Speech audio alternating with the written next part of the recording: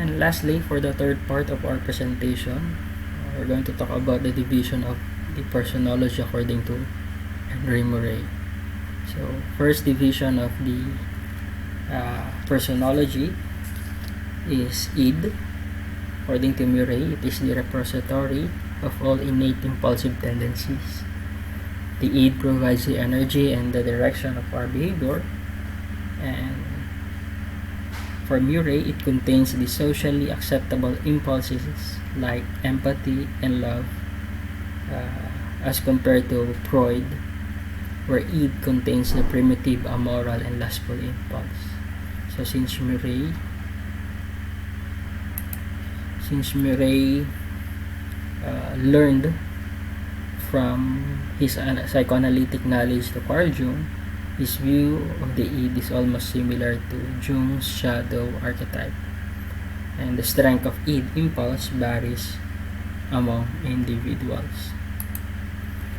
The next division of the personology is the superego, where Murray looks at it as the internalization of the culture's value and norms by which we come to judge our behavior and that of others. While Freud, he looks at superego coming from the inside, while Murray looks at the superego from the outside. So per Murray, superego continuously develop throughout lifetime, while for Freud, it crystallized at the age of 5. Murray is not also in constant conflict. The superego is not also in constant conflict with the id. For him, the id contains not just the bad impulses but also the good one. And the superego, towards socially unacceptable impulse, thus it determines when, where, and how acceptable one's behavior are expressed and satisfied. For example, you're going to crack a joke about death in a funeral, so it is inappropriate and unacceptable. So the superego, according to Murray, will thwart that impulse to crack a joke because it is unacceptable and it is socially unacceptable. The last part of the division of personology according to Murray is the ego. In personology, the ego is the rational governor of personality. The view of the ego in personology opposes Freud's contention that the ego is the slave of ego and the reality. The id, the superego, and the reality. In Murray's definition, the ego is the one that organizes the behavior coming from the impulse from id, whether it is good or bad. It is also called the arbiter of the two contenders, the id and the superego, and he may favor one over the other. Also, the ego can integrate the two dimensions of divisions of personality, so that what we want to do, the id impulse, is in harmony with what the society expects us to do, the superego. So for Murray, the personality is organized in terms of motives, presses, and needs. The theory of personality based on needs and motives suggests that our personalities are a reflection of behaviors controlled by needs. So Murray defined needs as a potentiality or readiness to respond in a certain way under certain given circumstances. The need energizes and directs our behavior. That is, they activate behavior in direction to satisfy the needs that we have. The needs may arise either from internal processes such as hunger or from certain life events in our environment. So there are 6 types of needs according to Murray. The primary needs, the needs that arise from the internal body state, or those required for our survival. So food, air, sleep, rest, those are the primary needs. Second is the secondary needs or psychogenic needs.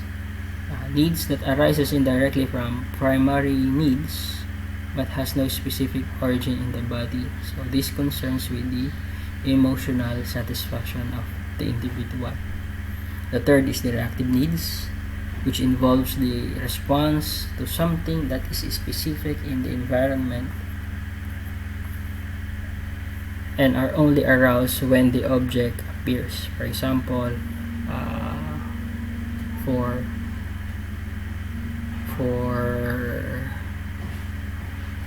a child that has been plagued with prugs in his younger age, when the prug is shown again to the child will simply cry if kung yung bata ay na-trauma dun sa palaka na yun. So, reactive needs. Next is the proactive needs. Do not depend on the presence of an object. These needs are that when aroused, do not depend on the environment.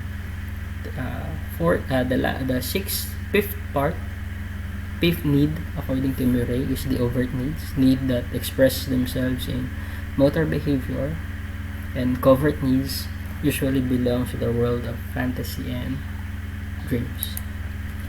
So, for Murray, there are certain characteristics of needs. First is the prepotency. So, the more important the need to be satisfied first before the other needs can be operate. For example, you have the need to study, but you need to first satisfy your need to eat. Oftentimes, physiological needs are needed to be satisfied first. So before you can study, you need to eat first. Before you can play, you need air first. So that is the concept of prepotency. Next is subsidization, where this is a process wherein one need operates with the service of the another. So, for example, there is a need for achievement. That is the subsidiary need. But the subsidiary, you need to become affiliate to something or to someone so that you can achieve something. Or the need to harm, the need to be not harmed, that is the need. So you need the first to reject the things that can harm you before you can satisfy the need of not getting harmed. And then lastly, the need interaction. Needs do not operate in complete isolation from one another. If the need is too positive and that interact, they can form a good or positive goal. But one negative interacting needs can make a goal bad or socially unacceptable. So for example, the need to eat plus the need to drink is socially acceptable. So if you put them together, you have a socially acceptable behavior. However, the need to pass plus the need to cheat is not socially acceptable because the need to cheat is negative behavior in its sense.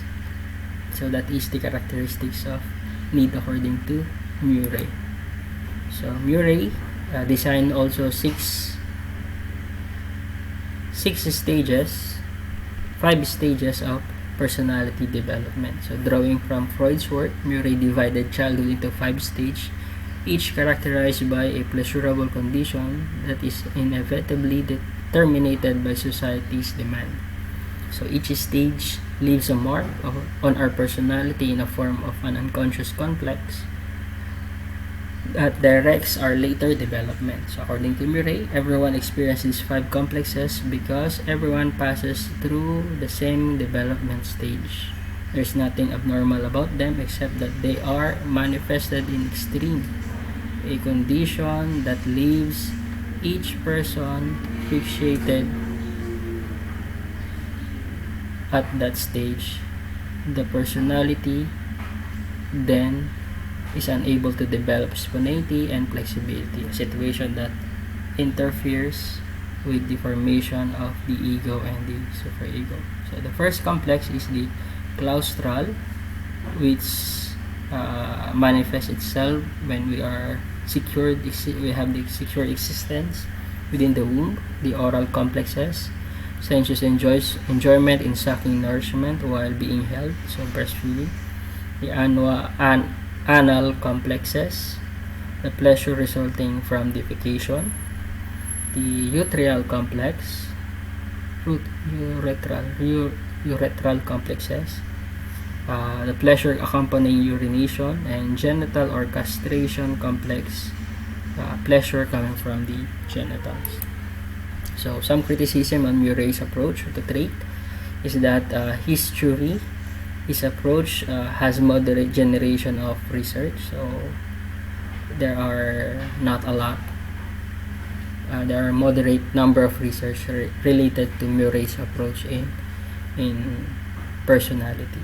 Also, there is a low in generating falsifiable hypotheses, low ability in organize knowledge, and low ability in eternal consistency. So moderately in guiding our actions. So those are the criticism on Murray's approach to trait.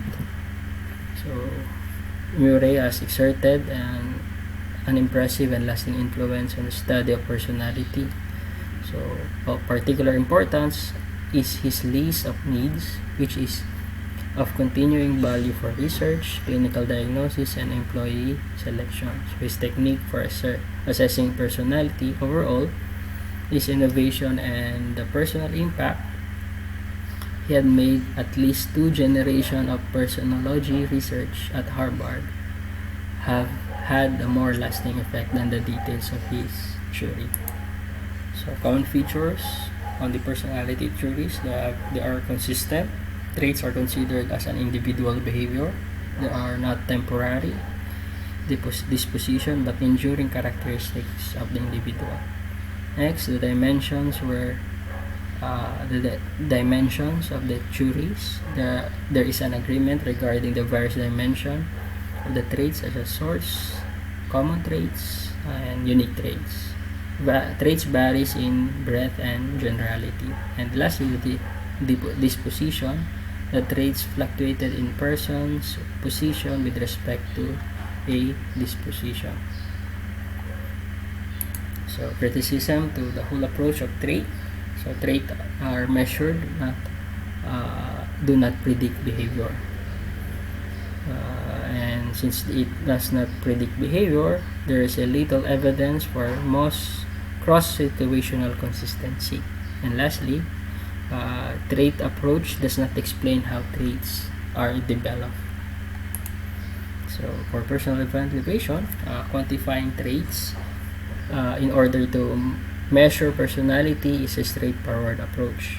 The usage of correlation and factor analysis are best in accomplishing this task. However, if human behavior is boxed down into traits, we have no way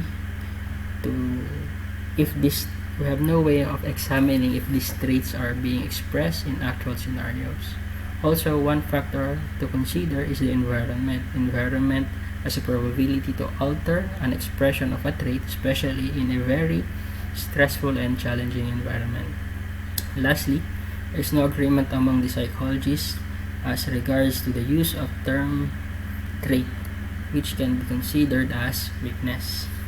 There is not a permanent characteristics of an individual, because personality is an undergoing the perpetual change. Another difficulty will be the quantification of human traits. There is no suitable measuring tool. So again, that ends our presentation, and thank you for watching and listening to this presentation. Thank you.